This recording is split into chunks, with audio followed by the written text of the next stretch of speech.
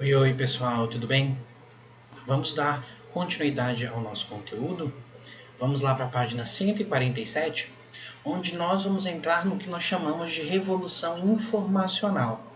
Eu quero que vocês sempre fiquem na cabeça de vocês durante esse conteúdo, da última aula e dessa agora, a importância da ciência e do desenvolvimento científico no contexto de evolução e de produção dentro do espaço geográfico, ok?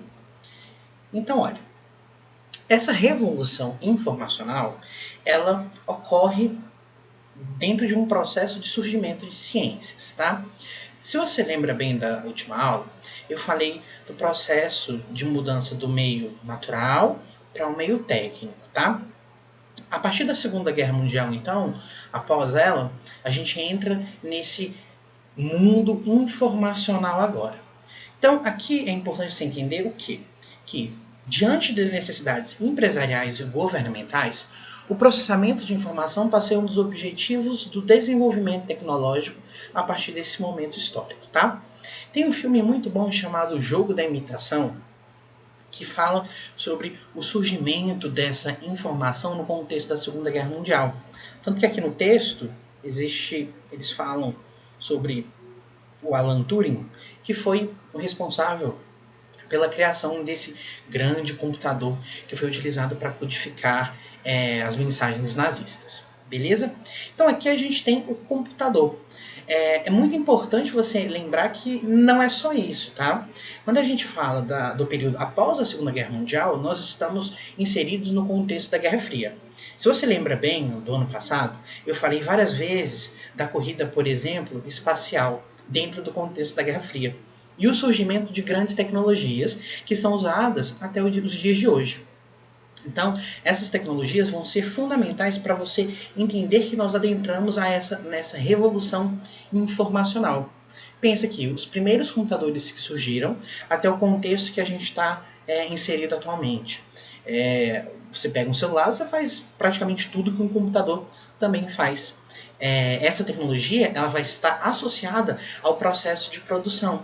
O quão mais fácil é trocar informações com essa tecnologia de ponta que nós utilizamos hoje, tá? E ali, também na década de 80 e 90, nós temos a internet, né? Então, ó, ao mesmo tempo, foram criadas redes interligando computadores, primeiramente em universidades e em centros militares. Mas foi na década de 90 quando o físico britânico Tim Berners-Lee criou o World Wide Web, o famoso WWW, que a internet, como conhecemos hoje, pode ser difundida, tá? Então, a década de 80 e a década de 90, elas são fundamentais para o desenvolvimento do que a gente conhece hoje como internet. E agora o que você tem que estar conectando suas ideias é como o surgimento dessa internet, desse meio informacional, afetou a organização do espaço. Pensa que eu transfiro dinheiro para um aplicativo de banco, eu assisto posso assistir TV no meu celular, eu assisto live de cantor, eu assisto YouTube, eu consumo as coisas hoje de uma forma totalmente diferente que eu consumia no passado, tá? Isso é fundamental nesse contexto de rapidez e de velocidade que nós estamos inseridos atualmente. Aqui eu quero que vocês pensem no neoliberalismo, tá? Nós vimos o liberalismo clássico, do Adam Smith e do David Ricardo, aquela redução do papel do Estado, e mais para frente a gente vai falar sobre esse neoliberalismo, mas vamos começar aqui. Então, a gente já viu uma ideia de globalização, que é aquele processo de integração entre os lugares, e ele possibilita o fluxo de mercadoria, dinheiros, informações e pessoas ao redor do mundo. Lembra que eu falei para vocês que houve uma certa redução das distâncias. A distância, obviamente, ela continua a mesma. Eu lembro que eu dei um exemplo da distância daqui para Tóquio, por exemplo, só que as distâncias não são as mesmas. Elas são as mesmas e ao mesmo tempo não são, tá? Uma filosofia aqui, um paradoxo, mas vocês conseguem entender. Só que se de um lado eu tenho essa interligação por intermédio dos meios de transporte e de comunicação, por outro, ela tem de ser viabilizada pelo Estado, ou seja, pelos governos. E aí que entra o neoliberalismo, uma doutrina econômica diretamente relacionada à globalização. Se você fizer uma rápida pesquisa, você vai entender que o sistema neoliberal ele é talvez o mais comum na maioria dos países que adotam o sistema capitalista como sistema político-econômico, tá? Então, como é que funciona, de onde surgiu esse neoliberalismo? Então, a gente estudou o liberalismo econômico, que foi inspirada nos pensamentos do Adam Smith entre o final do século XVIII e início do século XIX. Suas propostas básicas eram a luta contra o mercantilismo e a defesa da regulação da economia por meio das leis de mercado. Você lembra da mão invisível do mercado, em que o próprio mercado iria se regular? Então nós tínhamos a livre concorrência e a relação entre oferta e procura. Essa era a ideia básica e eu tenho mínima interferência do Estado. Só que a gente sabe que em 1929 houve a grande crise, a grande depressão estadunidense. Quando acontece essa crise, os estudiosos, os políticos, eles falaram que os ideais liberais que eram adotados até então não estavam funcionando muito bem, e aí ocorre uma necessidade de acreditar que precisamos de uma intervenção do Estado. E aí que você vai ter o surgimento das ideias de um cara chamado Keynes, o que surge o keynesianismo. Então, as ideias do Keynes se tornaram-se o melhor caminho para acabar com a Grande Depressão e para controlar as contradições do capitalismo. Então, se no liberalismo nós não tínhamos intervenção de Estado, no keynesianismo, o Estado ele tem uma função primordial na economia, que é a de gerar empregos. Por quê? Se eu gero emprego, as pessoas que trabalham, que têm esse emprego, elas podem consumir. E essa ideia de consumo ela é fundamental nesse contexto. Por quê? Porque é por meio do consumo que eu consigo gerar economia. As pessoas comprando carros, as pessoas fazendo viagem, por exemplo. Então, elas precisam ter empregos. E quem garante esse emprego, de certa forma, é o Estado. Pensa aqui comigo. O Estado ele vai fazer uma grande obra. Tá? Ele vai fazer uma obra de uma usina hidrelétrica. Quero que você imagine toda a cadeia produtiva para eu construir uma imensa hidrelétrica. Eu vou precisar de extração de ferro, de alumínio. Eu vou precisar de transportar isso de um ponto para outro. Eu vou precisar de engenheiro, de arquiteto, de pedreiros para trabalhar na criação da obra entre si. Eu preciso de engenheiro agrônomo, engenheiro ambiental para analisar o impacto ambiental. Eu vou precisar alimentar todas essas pessoas que estão ali, então eu vou precisar de cozinheiros. Enfim, você consegue perceber que se eu começo com essa grande criação de uma obra, eu tenho todas essas cadeias produtivas que são garantidas por meio do papel do Estado. Ok? Seguindo. Opa. Aqui. Então, no entanto, desde o fim da década de 20, havia economistas defendendo a herança do pensamento liberal e opondo-se às propostas do keynesianismo. Tá? Então, muitas pessoas não gostavam dessa prática do keynesianismo por acreditarem que ela ia pesar o papel do Estado. E a gente vai ver que mais ou menos vai ser verdade. Porque o keynesianismo ele surge então para arrumar a crise de 29, digamos assim. Só que lá na década de 70 nós temos outra crise econômica. Por quê? Porque agora as empresas estão gastando muito dinheiro com a política de auxiliar essa construção de empregos por meio dos impostos. Então, obviamente, se eu tenho toda essa estrutura do Estado, quem é que financia o Estado? Somos nós. Nós pagamos impostos e esses impostos vão financiar toda essa estrutura que eu tinha comentado com vocês, do Estado. Beleza? Guardou isso na sua cabeça? Outra coisa que o keynesianismo falava era sobre a política do bem-estar social. Então, saúde, educação e previdência social eram papéis, na visão do Keynes, do Estado. O Estado tinha que garantir saúde, educação e a previdência para as pessoas, para que a sociedade funcionasse de maneira melhor. A gente vai entender que isso vai gerar um peso no Estado, ok? Então, vários pensadores vão apoiar a retomada do liberalismo, ficando conhecido como neoliberais, e passam a ter grande influência política a partir da década de 70. Então, na década de 70, o keynesianismo entra em crise, ele sai de cena e entram as políticas neoliberais. Quando a gente pensa, então, entre liberal e neoliberalismo, não existe tanta diferença. O principal é você entender a mudança do contexto histórico. A galera que apoiava o liberalismo criticava o mercantilismo. Já os neoliberais criticavam o keynesianismo e suas medidas de intervenção estatal na economia. Nesse contexto, então, quando a gente fala de propostas neoliberais, está aqui para vocês. Nós temos a privatização, venda de empresas estatais ou concessão de serviços antes prestados pelo Estado, agora vai ser prestado por empresas privadas. Cortes de gastos públicos com o estado de bem-estar social. Aquilo que eu falei, o keynesianismo acreditava que o Estado era responsável por essa política de bem-estar social.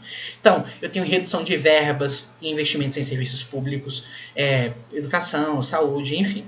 Abertura do mercado, diminuição de barreiras alfandegárias para facilitar a entrada de empresas e produtos estrangeiros no país, estimulando dessa forma a concorrência. Guarda essa informação aqui. Quando eu tenho a abertura do Estado, propriamente dito, a abertura do mercado, eu incentivo que outras empresas venham investir dentro do meu país.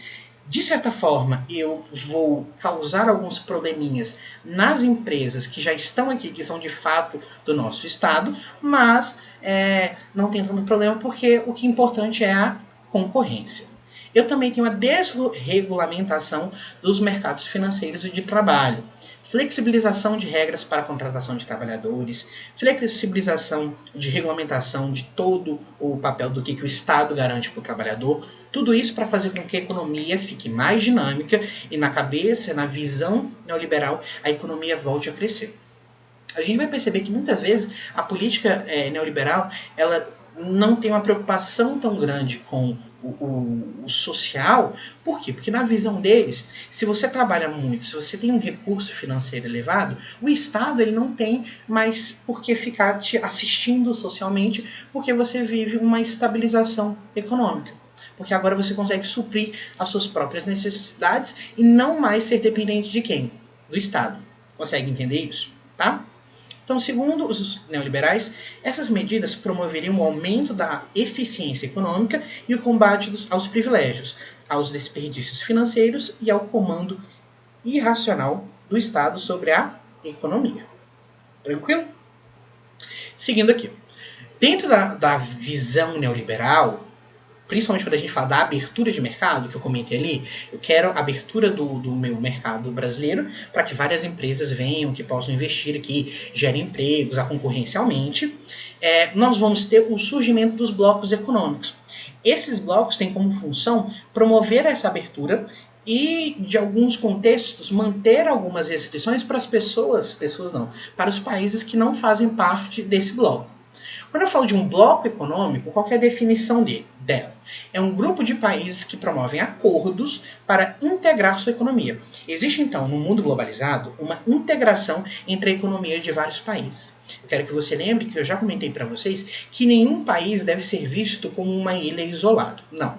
Ele precisa se relacionar, principalmente economicamente, com outros países, para que ele se fortaleça e possa competir com outros países no contexto do mundo globalizado, tá? Essa integração dos países ela pode ser feita em diferentes níveis, que nos leva a algumas categorias de blocos econômicos, os quais costumam ser descritos da seguinte forma. O que você quer? Eu preciso que você entenda aqui. Dependendo do nível de integração, as coisas vão funcionar de maneiras diferentes. Então, existem blocos econômicos muito mais integrados, como é o caso, por exemplo, da União Europeia, e existem blocos em que a integração passa por alguns problemas, como é o caso do Mercosul, que o Brasil faz parte. Então, primeiramente, o mais fácil de se fazer é o que nós chamamos de zona de livre comércio. Essa união ela se limita a promover a liberação de importação e exportação entre os países membros, reduzindo ou eliminando as barreiras alfandegárias. Então, um país com outro país que faz membro do bloco econômico, eles têm um acordo de exportação e importação de determinados produtos e eu reduzo as taxas alfandegárias ou elimino totalmente. Ok? A união aduaneira é o seguinte: quando os países membros definem as mesmas regras para a importação de produtos vindo de fora do bloco, sendo a tarifa externa comum o principal exemplo. Então, olha aqui, os membros que fazem parte do bloco econômico, eles falam, olha, aquele país que não faz parte do nosso bloco, nós vamos determinar uma taxa fixa, que é essa taxa externa comum, para importação desses produtos. A ideia é incentivar as trocas comerciais com os países que fazem parte do bloco econômico. Mas se tem um país que não faz parte e eu preciso importar um produto, eu determino uma taxa. Por exemplo, Então, ó, no âmbito das uniões aduaneiras, as tarifas cobradas para a entrada de uma mercadoria vinda de fora do bloco são as mesmas em todos os países membros. É exatamente para unificar a taxa de entrada de produto que venha de um país que não faz parte desse bloco. Tá? Mercado comum. Quando a união econômica vai além de aspectos comerciais e engloba outros mercados, como o financeiro, o de trabalho e os serviços. Nesses casos, os trabalhadores dos países membros, por exemplo, passam a ter liberdades para trabalhar nos outros países do bloco. Esse aqui é quando nós imaginamos que os países que fazem parte do bloco econômico, eles incentivam e também vai ser permitido que eu, por exemplo, vamos dar um exemplo dizendo que nós vivemos num bloco econômico de mercado comum. Eu poderia trabalhar na Argentina tranquilamente, depois eu posso trabalhar em outros países que fazem parte do bloco econômico, tudo certo, tudo tranquilo, porque existe uma integração de mercado comum. E o mercado financeiro também é interligado, então trocas de dinheiro entre os países são facilitadas quando tem esse nível de integração com o mercado comum. União monetária. Esse aqui é interessante. Então é quando os países que são integrantes de um bloco criam uma moeda única para ser adotada em todos os países membros ou em parte deles, tá? Seria basicamente com que os países que fazem parte desse bloco tenham uma mesma moeda. Se você for analisar o Brasil, por exemplo, é como se os países que fizessem parte do Mercosul adotassem o real como a moeda oficial. A gente sabe, por exemplo, que o mais famoso de todos é o euro nesse contexto. Por quê? Ele é o único país do mundo, o único bloco econômico do mundo, desculpa, em que os países que fazem membro têm parte do que nós chamamos de zona do euro, tá? Nem todos os países que fazem parte da União Europeia adotam o euro, tá? Primeiramente, tira essa ideia da cabeça de vocês. Mas a maioria dos países que fazem parte adotam o euro como a moeda oficial da União Europeia. União política. Esse aqui é o mais complicado de fazer. Esses dois são os mais complicados de fazer. Adotar uma moeda única nos países que fazem parte do bloco econômico e uma união política.